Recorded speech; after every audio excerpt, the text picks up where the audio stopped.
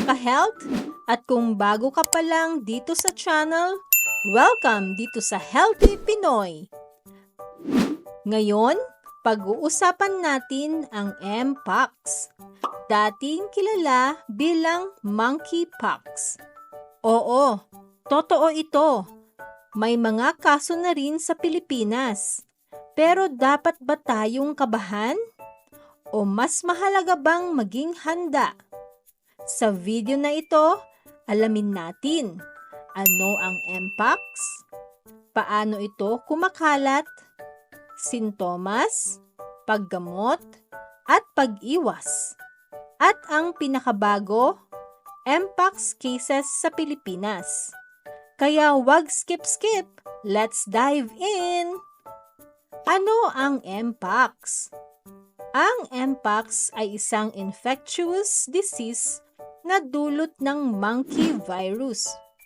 Ang Mpox ay isang infectious disease na dulot ng monkeypox virus, isang virus na kabilang sa parehong pamilya ng smallpox, ang orthopox virus.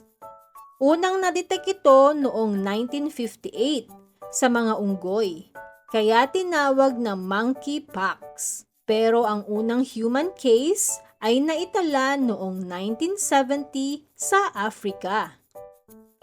Ang kaibahan sa smallpox, mas mild ang Mpox. Mas mababa ang fatality rate, pero pwede pa ring magdulot ng komplikasyon, lalo na sa immunocompromised at bata. Dahil sa zoonotic ito, pwede kang mahawa mula sa hayop.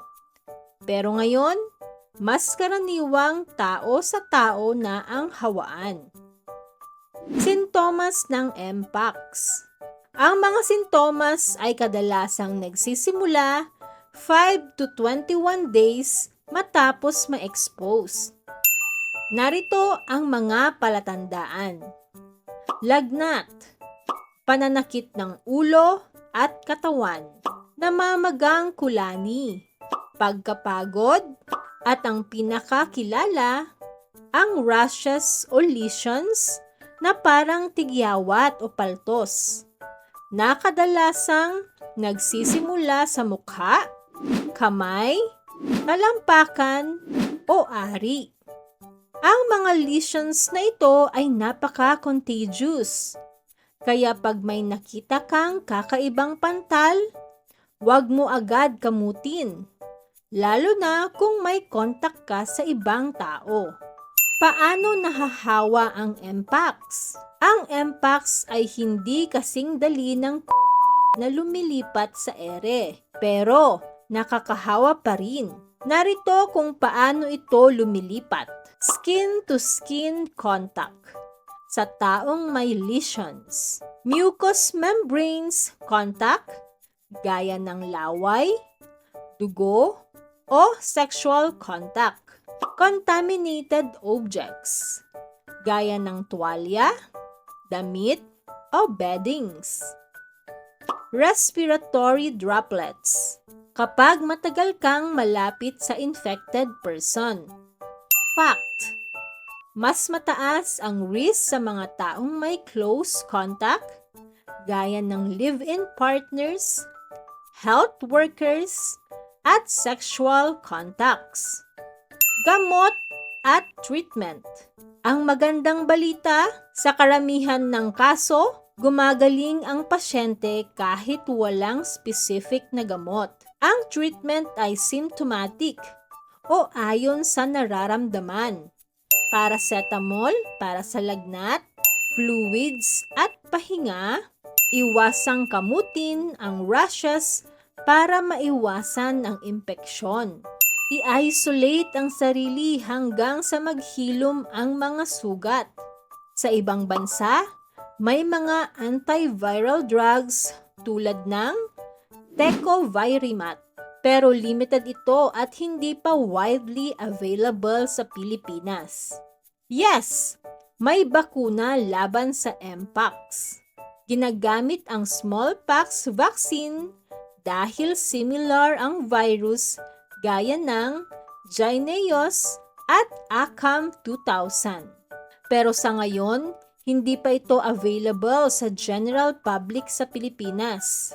Binibigyan lang ito ng DOH sa mga high-risk individuals tulad ng health workers, close contacts, confirmed case, may mga exposure sa outbreak areas.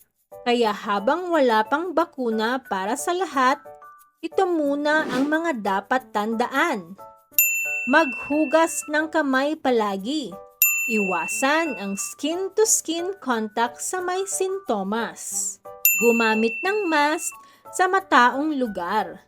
Linisin ang mga gamit, lalo na ang tuwalya, bedsheets, at mga shared surfaces. Noong 2002, naiulat ang unang kaso ng Mpox sa Pilipinas. Isang lalaking galing abroad. Mula noon, may ilang kumpirmadong kaso na rin. Karamihan ay imported o may travel history. Pero may ilan ding local transmission ayon sa Department of Health. Dahil dito, patuloy ang surveillance ng gobyerno at kampanya sa awareness at testing.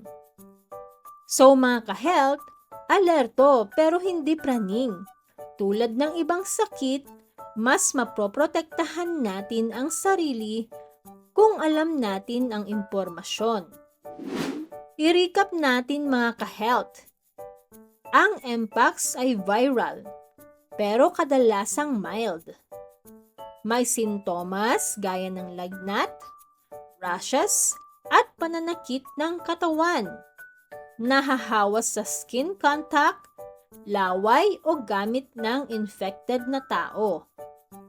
Wala pang gamot o bakuna para sa lahat, pero gumagaling ang karamihan.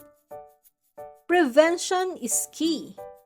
Hygiene, isolation, at awareness.